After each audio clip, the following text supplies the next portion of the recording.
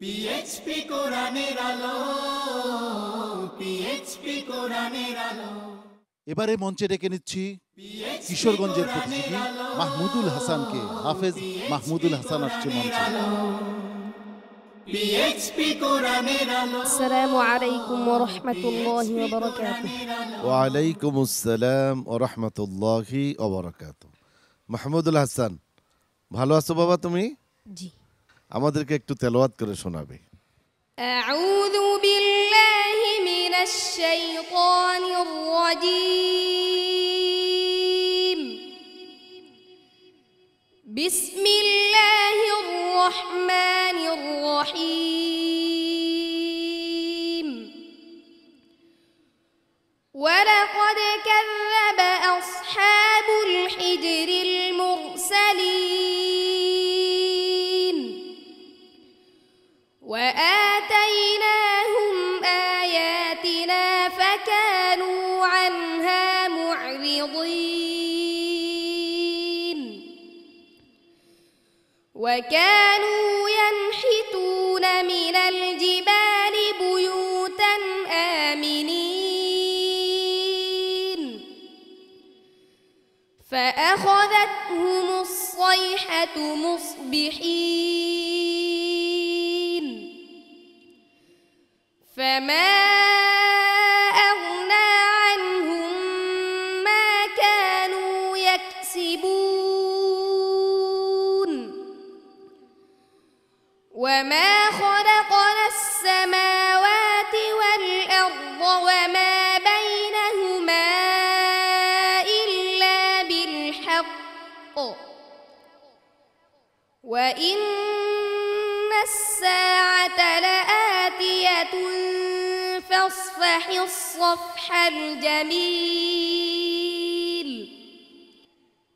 إن ربك هو الخلاق العليم ولقد آتيناك سبعا من المثاني والقرآن العظيم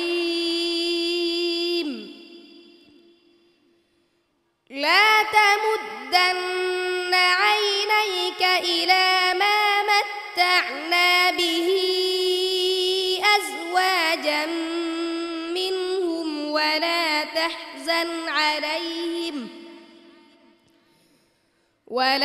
تحزن عليهم واخفض جناحك للمؤمنين وقل إني أنا النذير المبين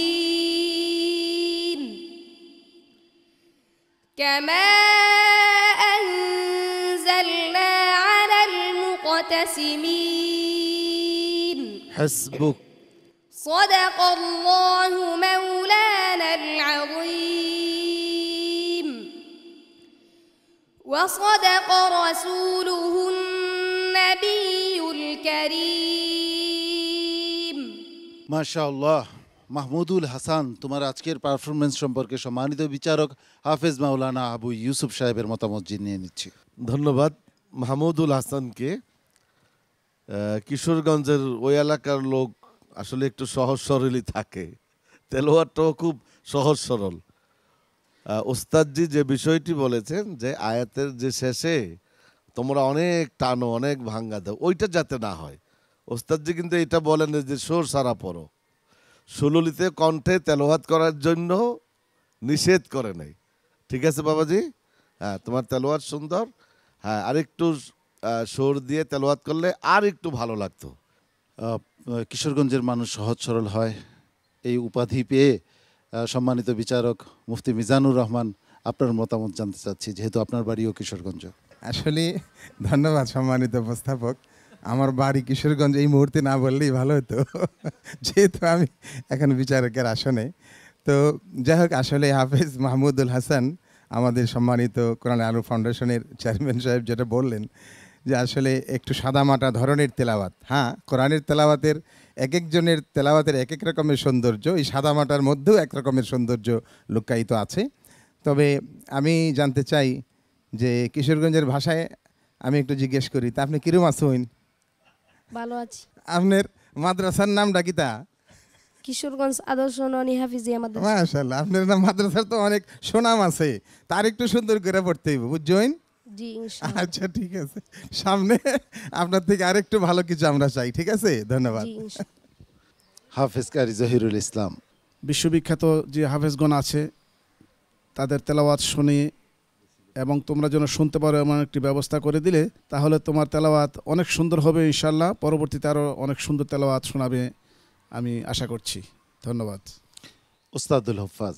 মাহমুদুল হাসানের তেলাওয়াত আরও সুন্দর করতে হবে, আর বিশেষ করে আমাদের যারা সম্মানিত আসাতেজা একরাম উস্তাদগুণ আছে তারা এই বিষয়গুলি লক্ষ্য করতে হবে। এখানে মঞ্চে যে সমস্ত প্রতিযোগীরা তেলাওয়াত করেন, কার তেলাওয়াতটি কেমন হইতেছে, কার তেলাওয়াত কত সুন্দর, ওগুলির মধ্যে পার্থক্য করতে হবে যে আমার মাদ্রাসার ছাত্ররা আমার ছাত্র তেলাওয়াতের মধ্যে কী কী কমি হয়েছে সেগুলি লক্ষ্য রেখে সেভাবে তাদেরকে তৈরি করতে হবে, মেহনত করতে হবে ইনশাআল্লাহ।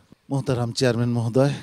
মাশাআল্লাহ, মাহমুদুল হাসান সাহেব আমাদের কিশোরগঞ্জের মানুষ খুব ভালো তেলাওয়াত করছে মাশাআল্লাহ।